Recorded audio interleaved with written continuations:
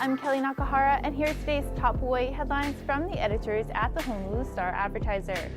Also, huge mahalo to Longs Drugs Hawaii for sponsoring the show. Head on over to your neighborhood Longs Drugs for all your shopping needs. A 33-year-old man was shot and killed Wednesday night at an illegal game room in the Kapiolani area. At about 10:15 last night, Honolulu police and emergency medical services personnel responded to a call about a gunshot victim at the 1600 block of Kapiolani Boulevard. When they arrived, officers found an unresponsive man inside a game room. He had sustained a fatal gunshot wound and was pronounced dead at the scene. Police said the victim was shot during a physical altercation with a male suspect. The suspect fled the scene.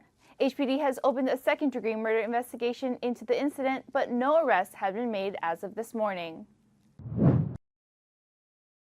Honolulu firefighters were called to a 2-alarm fire that broke out at Campbell Industrial Park Wednesday night. 12 units with 36 firefighters responded to the large blaze on Kaomi Loop shortly after 8 o'clock. Crews arriving at the scene reported smoke and flames reaching up to 100 feet in the air from a pile of recycling materials. The fire department was still battling the blaze this morning. Meanwhile, Honolulu firefighters rescued 6 people from a 14-foot boat in waters off the North Shore last night. Rescue crews responded to a 911 call of a boater in distress about a mile off Kawela Bay just before 9 o'clock. The boat's captain reported that they were drifting out to sea after losing engine power. The captain was unable to drop anchor because the anchor line was broken.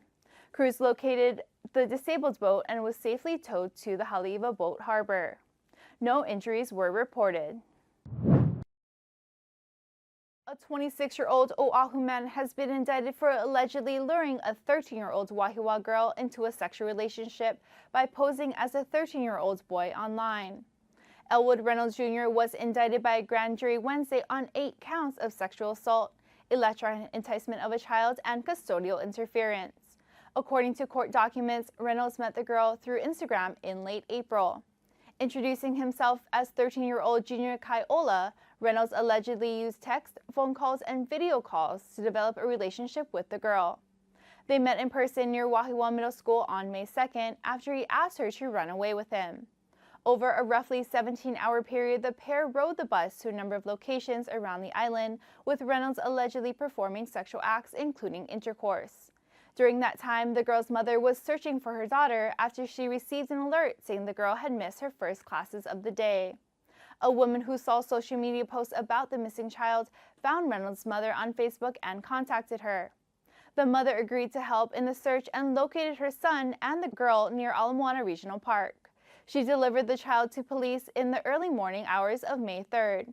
Reynolds was arrested on May 11th.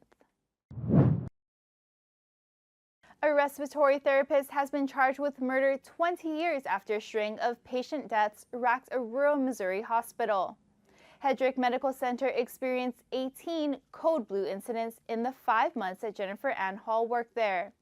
It was an alarming increase in sudden cardiac arrest events for a hospital that has historically averaged 1 a year. 9 of those patients died and 9 recovered. Hall, now 41, was charged this month with first-degree murder in one of the deaths, 75-year-old Fern Franco. Livingston County Prosecuting Attorney Adam Warren said Franco died of lethal doses of a relaxant that paralyzes the respiratory muscles and the pain reliever morphine. Hall's attorney maintains her innocence and said that she didn't have access to the relaxant, morphine, or other drugs in her role at the hospital. The attorney claims Hall is a scapegoat for the deaths at Hedrick because of an arson conviction that she was cleared of in 2005. According to a probable cause report, the code blue incidents returned to a normal frequency shortly after Hall was placed on administrative leave following Franco's death. Hall pleaded not guilty today and is jailed without bond. The Queens Medical Center this week discharged its first patient to a new long-term skilled nursing facility that provides services previously not available in Hawaii. 80-year-old Enriqueta Yaka spent 165 days at Queens before being discharged to Island Skilled Nursing and Rehabilitation on Monday. She is undergoing treatment for 3 critical medical needs that previously would have forced her to seek care on the mainland or live out her life at Queens. More than a dozen patients at Queens have relied on a ventilator while needing dialysis for kidney failure and treatment for a tracheostomy. Until Monday, that level of care could not be found in Hawaii, and the patients either died in the hospital or were sent to the mainland for long-term rehabilitative treatment. Island Skilled Nursing and Rehabilitation works with Queens to overhaul its healthcare model to treat and rehabilitate patients needing ventilators and tracheostomy care. Patients can also receive off-site dialysis treatment. Islands has enough respiratory therapists to care for 21 patients in its 42-bed facility. Queens has a handful of patients like Yakas, and Islands is reaching out to other hospitals to see if they have patients in need of similar care. For more on these stories and all the latest headlines, subscribe to the Honolulu Star-Advertiser.